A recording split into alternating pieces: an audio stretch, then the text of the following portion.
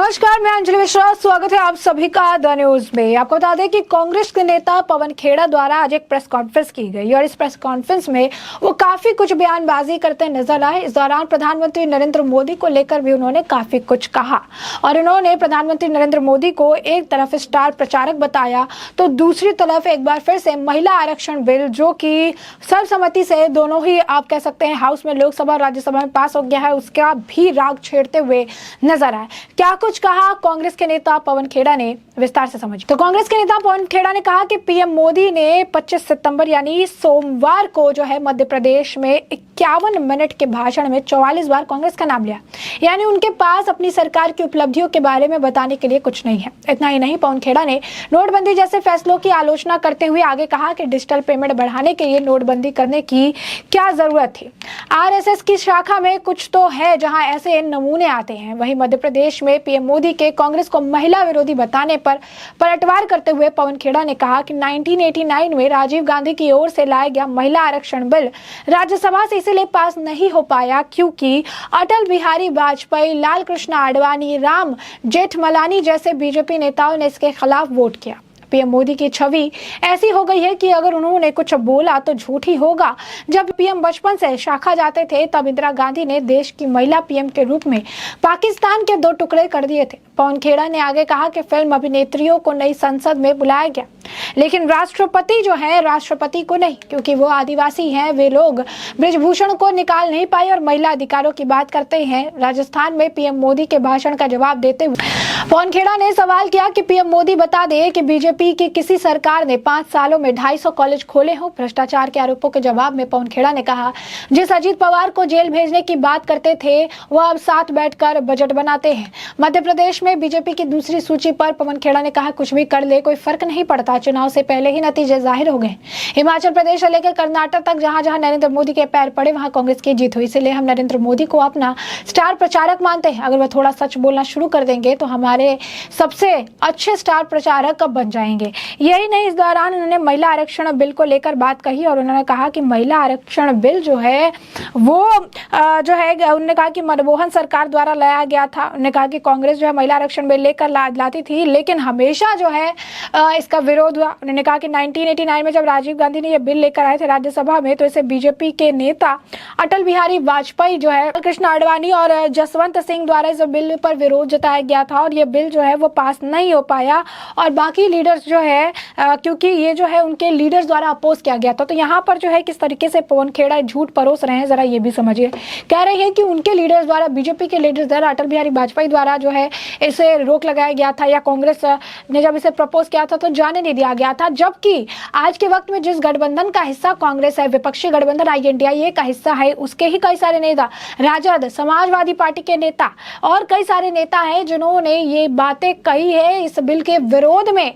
ऐसे भी नेता हैं जिन्होंने जहर खाने की भी, अगर आप कहेंगे कि उन्होंने जो है पूरी तरीके से अपनी तरफ से आपके ये की आवाज लगा दी थी, जहर खाने की बात जो है उन्होंने अपनी तरफ से कही थी। तो ऐसे में उन्होंने कही थी, तो किस तरीके से झूठ जो है परोस रहे हैं। जिस अटल बिहारी वाजपेयी की ये बात कर रहे हैं और कह रहे हैं कि महिला जो बिल है वो लाया गया था आरक्षण बिल और इन्हें अपोज किया गया था। जिस गठबंधन में आज कांग्रेस है उसके ही नेता द्वारा इसे अपोज किया गया था। अब अटल बिहारी वाजपेयी की बात कर लेते हैं थोड़ा, अगर आप कहेंगे पास्ट में चलते हैं। 1998 से 2004 के बीच अटल बिहारी वाजपेयी के नेतृत्व में NDA सरकार ने सदन में इस बिल को पास कराने की कोशिश कई बार की थी।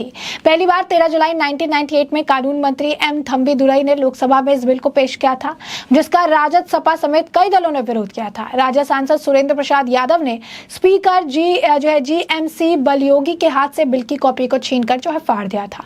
बिहार सरकार में अभी के मंत्री सुरेंद्र प्रसाद यादव ने इस बिल को फाड़ने पर कहा था कि BR अम्बेडकर ने उनके सपने में आकर ऐसा करने के लिए कहा। इस बिल को 14 जुलाई को एक बार फिर से लोकसभा में पेश करने की कोशिश की गई, हालांकि राजनीतिक दलों के हंगामे और सहमति नहीं बन पाने की वजह से ऐसा संभव नहीं हो सका। 11 दिसंबर 1998 को फिर लोकसभा में इस बिल को पेश करने की कोशिश की गई। तब सपा सांसद दरोगा प्रसाद स्पीकर के पोडियम तक पहुंच गए। इस वक्त धक्का मुक्की की स्थिति बन गई। आखिरकार सरकार ने एक बार फिर अपना हाथ पीछे खींच लिया। 23 दिसंबर 1998 को आखिरकार सदन में इस बिल को पेश करने के लिए सरकार कामयाब रही। इस समय भी सपा, बसपा समेत कई दलों ने जोरदार विरोध दर्ज कराया। एनडीए सरकार को समर्थन देने वाली नीतीश कुमार की पार्टी जदयू ने भी एक बार फिर विरोध किया। एक बार फिर पहले की तरह यह बिल सदन में पास नहीं हो सका। नीतीश कुमार, लालू यादव, इन सभी द्वारा इसे पेश किया गया था, लेकिन अटल बिहारी सरकार ने उस समय के कानून मंत्री राम जेठमलानी ने 23 दिसंबर 1999 को एक बार फिर से सदन में इस बिल को पेश किया। एक बार फिर सपा, बसपा, राजद के सांसदों ने इस बिल का जोरदार विरोध किया था। वाजपेयी सरकार ने इसके बाद 3 बार 2000, 2002, 2003 में इस विधेयक को आगे कानून बनाने की कोशिश की। हालांकि हर बार की तरह इन सभी मौकों पर अटल सरकार को कामयाबी नहीं मिली। जुलाई 2003 में भाजपा नेता मुरली मनोहर जोशी ने भी इस मुद्दे को आम सहमति बनाने की कोशिश की। इसके लिए उन्होंने एक सर्वदलीय बैठक बुलाई, लेकिन असफल रहे। इस वजह से विधेयक पास नहीं हो पाया। तो जिस अटल बिहारी वाजपेयी की सरकार पर यह आरोप लगा रही है, अगर आप कहेंगे सरकार ने उसी सरकार द्वारा इसे लेकर काफी कुछ कहा गया, इसी सरकार द्वारा इसे लेकर अगर आप कहेंगे कि काफी मुहिम चलाई गई, उसे लेकर ही से आगे बढ़ाने का काम किया गया। और जिसके गठबंधन में आज ये कांग्रेस है, उनके नेताओं ने इसे किया था। समाजवादी पार्टी, राजद सरकार के बड़े सहयोगी दल है, उन्होंने महिला आरक्षण के खिलाफ थे। ऐसा नहीं था कि महिलाओं को आरक्षण देने की चर्चा से पहले नहीं हुई थी, बल्कि महिलाओं को आरक्षण देने की मांग 3 दशकों से उठती आ रही थी, लेकिन हर बार ऐसे लोगों ने इनसे विरोध ही किया। 2004 में मनमोहन की सरकार ने अपने बनने के 4 साल बाद इस बिल को पर सक्रियता दिखाई। 6 मई 2008 को फिर से एक बार बिल को सदन में पेश किया। वहां भी हंगामा हुआ, खूब हंगामा हुआ, चूंकि मनमोहन सरकार भी गठबंधन सरकार थी, लिहाजा बिल को एक बार फिर से स्टैंडिंग कमेटी को भेज देना पड़ा। हालांकि दिलचस्प ये था कि जो मनमोहन सरकार लोकसभा में इस मसले पर बहुमत का इंतजाम नहीं कर पा रही थी, उसी सरकार ने राज्यसभा में महिला आरक्षण बिल के लिए बहुमत जुटा लिया था। अब ऐसे में अगर आप देखेंगे तो बात समझ आपको आ रही होगी कि कांग्रेस क्रेडिट लेना चाहती है, मोदी सरकार ने इस बिल को पास कर दिया है। असलियत क्या है? यही नहीं, जनता दल यूनाइटेड जो इनके साथ जिसके साथ ये गठबंधन में है, उसके अध्यक्ष शरद यादव ने तो लोकसभा में जहर खाने की धमकी दी थी। यह धमकी उन्होंने महिला आरक्षण बिल को लेकर दी थी। समाजवादी पार्टी, शिवसेना सहित जदयू ने इसका विरोध किया था, जो आज के वक्त में सभी अगर आप देखेंगे तो विपक्षी गठबंधन INDIA का हिस्सा है। साल 2010 में राजद सुप्रीमो और लालू यादव ने महिला आरक्षण विधेयक को राजनीतिक भूल और ध्यान भटकाने वाली राजनीति करार दिया था। लालू यादव ने कहा था कि वह पूरी ताकत से इसका विरोध करेंगे, फिर चाहे उन्हें मार्शल सदन से बाहर ही क्यों ना कर दे। तो ये इनके बयान थे और ये इनका चेहरा था। विधेयक का समर्थन करने के लिए नीतीश कुमार की आलोचना भी उनके द्वारा की गई थी। लालू का आरोप था कि नीतीश भाजपा को खुश करने के लिए विधेयक का समर्थन कर रही है। इससे पहले लालू प्रसाद यादव ने 1998 में कहा था कि इससे समाज में गंभीर खतरे पैदा हो जाएंगे। वहीं साल 1999 में भी जब दोबारा इसे पेश किया गया, तब भी लालू ने महिला आरक्षण बिल का विरोध करते हुए इसे दलित और अल्पसंख्यक विरोधी करार दिया था। तो बीजेपी ने कभी इसका विरोध नहीं किया, बल्कि उल्टा बीजेपी की सरकार, अटल वाजपेयी की सरकार उन्हें पास कराने के लिए कई बार लेकर आई। लेकिन आज जिसके गठबंधन में कांग्रेस है, समाजवादी पार्टी जिसका हिस्सा है, लालू प्रसाद यादव जिसका हिस्सा है, नीतीश कुमार जिसका हिस्सा है, उद्धव ठाकरे जिसका हिस्सा है, इन लोगों ने ही इस बिल का विरोध किया, जिसके साथ आज कांग्रेस कदम से कदम चलाकर चल रही है। तो ऐसे में हमने आपको जो पूरा मामला है ये बड़े विस्तार से बताया कि पूरा मामला क्या है, और अब इस पूरे मामले पर आपकी भी जो राय हो कमेंट सेक्शन में कमेंट करके हमें जरूर साझा करिए।